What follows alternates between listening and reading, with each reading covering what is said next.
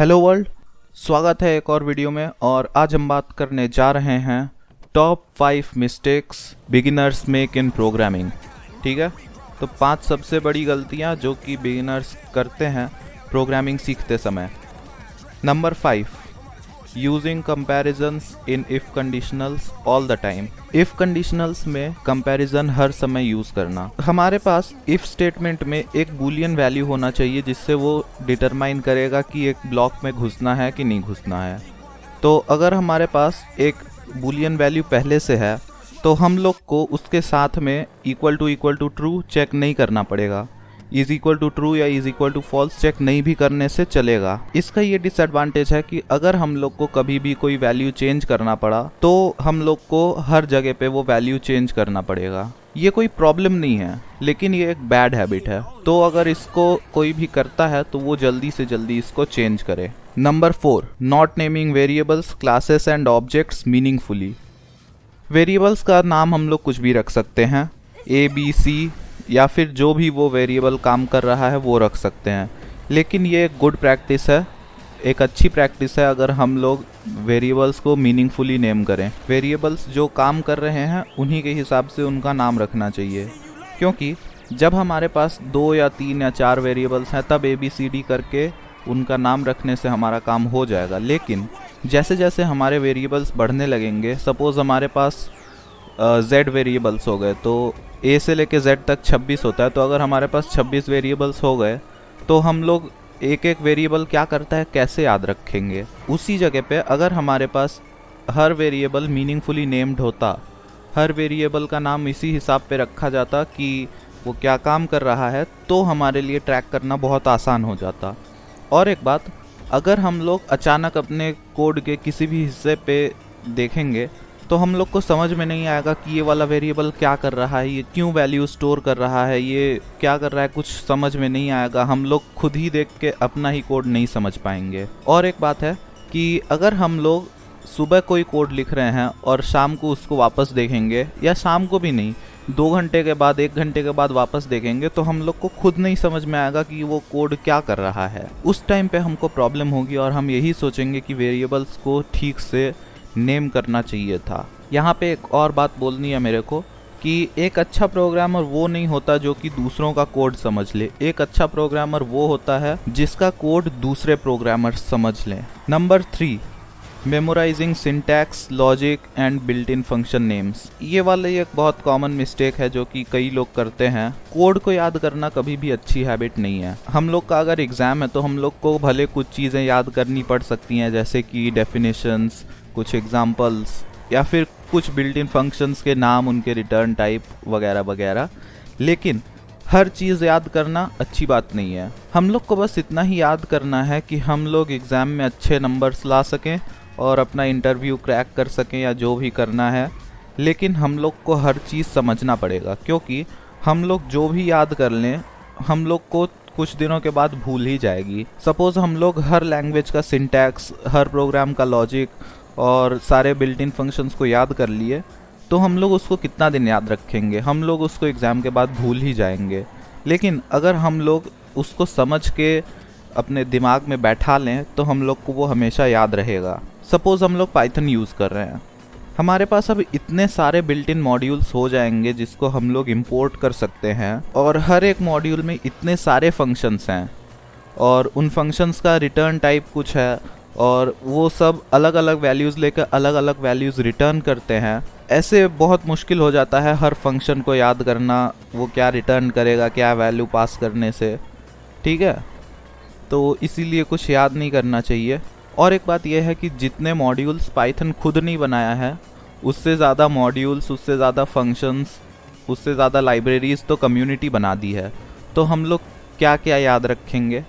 उससे अच्छा है कि हम लोग ये समझ लें कि पाइथन के मॉड्यूल्स, फंक्शंस, लाइब्रेरीज़ कैसे काम करते हैं, और फिर जो हम लोग को जो भी हमको यूज़ करना पड़े उस हिसाब से हम लोग इंपोर्ट करें, उस हिसाब से हम लोग वैल्यूज़ पास करके रिटर्न वैल्यू स्टोर करें।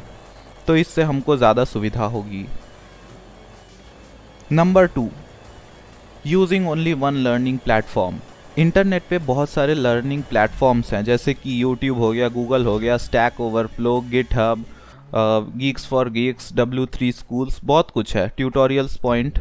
एक जगह से सीखना अच्छी बात है, ये अच्छी हैबिट है, अच्छी प्रैक्टिस है, ये हमको कंसिस्टेंट बनाती है। लेकिन एक ही जगह से हम लोग सीखें हर चीज़ और एक ही जगह पे पूरी तरह से डिपेंडेंट हो जाना बिल्कुल भी अच्छी बात नहीं है। क्योंकि जहाँ भी हम लोग डिपेंडेंट हो गए हैं तो जो हमको सिखा रहा है कोई चीज़, हो सकता है कि वो अनजाने में हमको कुछ गलत सिखा दे, या फिर कोई चीज़ वो ना जानते हुए इनएफिशिएंटली कर रहा हो, या फिर कोई भी बैड हैबिट वो हमको अनजाने में सिखा दे।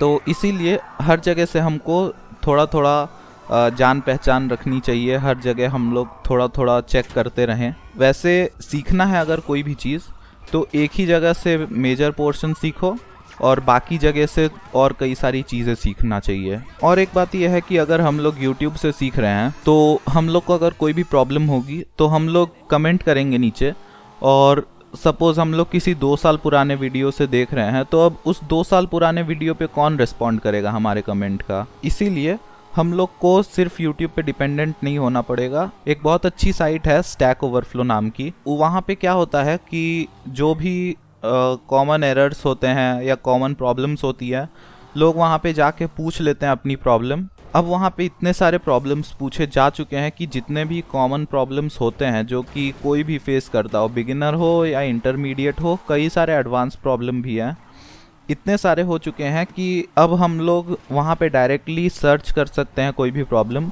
और हम लोग अगर अपना क्वेश्चन पूछ रहे हो तो अपना क्वेश्चन पूछने से पहले एक बार सर्च कर लेना चाहिए कि वो प्रॉब्लम कोई और फेस किया है कि नहीं किया है।